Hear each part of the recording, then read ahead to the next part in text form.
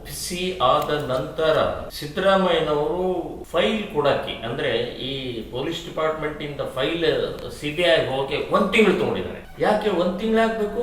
CBI order ಒಪ್ಪಿಸಿದ ತಕ್ಷಣ immediate ಕೊಡಬೇಕಾಗಿದೆ. ಅದರ ಅರ್ಥ ಅಲ್ಲಿ ಆ 1 ತಿಂಗಳಲ್ಲಿ ಗೋಲ್ಮಾಲ್ ಆಗಿದೆ. ಎರಡನೇದು ಪೋಸ್ಟ್ ಮಾರ್ಟಮ್ ಅದೇ ಜಿಲ್ಲೆಯ ಸರ್ಕಾರಿ ವೈದ್ಯರಿಂದ ಆಗ್ಬೇಕು. ಮಣಿಪಾಲ ವೈದ್ಯರು ಯಾಕೆ ಇಲ್ಲಿ ಬಂದ್ರು? ಸೊ ಇದು ಇಲ್ಲೂ ಗೋಲ್ಮಾಲ್ ಆಗಿದೆ. ಕಾರವಾರ ಡಿಸಿ ಇನ್ನೂ ತನಿಖೆ ಆಗಿಲ್ಲ, PM ರಿಪೋರ್ಟ್ ಬಂದಿಲ್ಲ. ಅವರು ಇಮಿಡಿಯೇಟ್ ಹೇಳ್ತಾರೆ ಇದು ಸಹಜ ಸಾವು ಅಂತ. ಮಾನ್ಯ ಡಿಸಿ ಅವರೇ, ಯಾವ ವಾಯಿಂದ ಹೇಳ್ತಾ ಇದ್ದಾರೆ ನೀವು? ಯಾಕೆ ಹೇಳಿದ್ರಿ ನೀವು? ಯಾರು ನಿಮ್ಮನ್ನ ಹೇಳಿಸಿದ್ರು?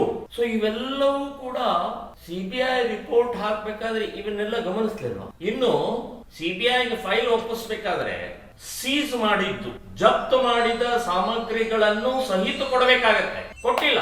ನಮಗೆ ಯಾಕೆ ಕೊಡ್ತಾ ಇದ್ದೀರಿ? ಹೋಗಿ ಸಿಬಿಐ ಕೊಡ್ರಿ ಅಂತ ಹೇಳಿ ಕೋರ್ಟ್ ಚೀಮಾರಿ ಹಾಕಿ ಕೊಟ್ಟಿದೆ. ಸೊ ಇವೆಲ್ಲವನ್ನು ಸಿಬಿಐದವರು ಗಮನಿಸಿ ಯಾವ ಆಧಾರದ ಮೇಲೆ ಬಿ ರಿಪೋರ್ಟ್ ಕೊಡ್ತಾರೆ ಅವರು? ಅಲ್ಲಿ 2 CC ಕ್ಯಾಮೆರಾಗಳು ಇದ್ದದ್ದು, 2 ಅದೇ ಸಮಯದಲ್ಲಿ ಬಂದ್ ಹೇಗಾಗತ್ತೆ. ಒಂದಂತೂ ಗೋಲ್ಡ್ ಜ್ಯುವೆಲರಿ ಅವ್ರದ್ದು.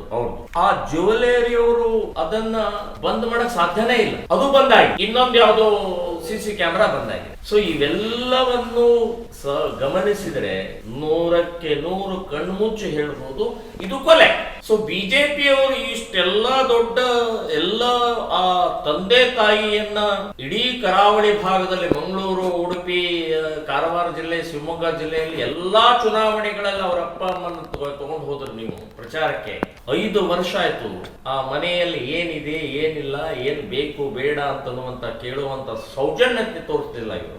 ಈಗ ಸಿಬಿಐ ಬಿ ರಿಪೋರ್ಟ್ ಹಾಕಿದ ಮೇಲೂ ಕೂಡ ಅದನ್ನ ಇಮಿಡಿಯೇಟ್ ಮರು ತನಿಖೆ ಆಗಬೇಕು ಅಂತನ್ನುವಂತಹದ್ದು ಕೂಡ ಎಳ್ಳಷ್ಟು ಇವರು ಒಂದು ಯೋಚನೆ ಮಾಡಲಿಲ್ಲ. ನಾನು ಹೇಳ್ತೀನಿ, ಧಿಕ್ಕಾರ ಇರಲಿ. ಹೆಣದ ಮೇಲೆ ರಾಜಕೀಯ ಮಾಡಿದಂತಹ ಬಿಜೆಪಿ ಸರ್ಕಾರ ನಿಮಗೇನಾದ್ರೂ ಮಾನವೀಯತೆ, ನಿಮಗೇನಾದ್ರೂ ಹಿಂದೂ ಕಾರ್ಯಕರ್ತರ ಬಗ್ಗೆ ಒಂದು ಕಳಕಳಿ, ಒಂದೇನಾದ್ರೂ ಮನಸ್ಸಿನಲ್ಲಿ ಇದ್ದಿದ್ರೆ ಮಾನ್ಯ ಮುಖ್ಯಮಂತ್ರಿಯವರೇ ಇಮ್ಮಿಡಿಯೇಟ್ ಸಿಬಿಐಗೆ ಮರು ತನಿಖೆಯನ್ನ ಒಪ್ಪಿಸಬೇಕು. ಇಮ್ಮಿಡಿಯೇಟ್ ಆಗಿ ಈ ಕೊಲೆ ಸಮಯದಲ್ಲಿ ಕುಮಟಾದಲ್ಲೇ ಪ್ಲಾನ್ ಆಗಿದೆ. ಇದೆಲ್ಲವನ್ನು ಹೇಗೆ ಮುಚ್ಚಿ ಹಾಕುವುದು ಅಂತನ್ನುವಂತ ಪ್ಲಾನಿಂಗ್ ಆಗಿದೆ. ಕುಮಟಾದಲ್ಲೇ ಸಿದ್ದರಾಮಯ್ಯನವರೇ ಪ್ಲಾನ್ ಮಾಡಿದ್ದಾರೆ. ಎರಡನೇದು, ಮಣಿಪಾಲ ವೈದ್ಯರನ್ನು ಕೂಡ ಪಾರ್ಟಿ ಮಾಡಬೇಕು. ಅವತ್ತಿನ ಡಿಸಿ ಅವರನ್ನು ಪಾರ್ಟಿ ಮಾಡಬೇಕು. ಇವರು 3 ಜನರನ್ನು ಪಾರ್ಟಿ ಮಾಡಿ ಮರು ತನಿಖೆ ಆಗಬೇಕು ಅಂತನ್ನುವಂತಹದ್ದು ಶ್ರೀರಾಮ ಸೇನೆ ಸಂಘಟನೆ ಆಗ್ರಹ ಮಾಡುತ್ತೆ.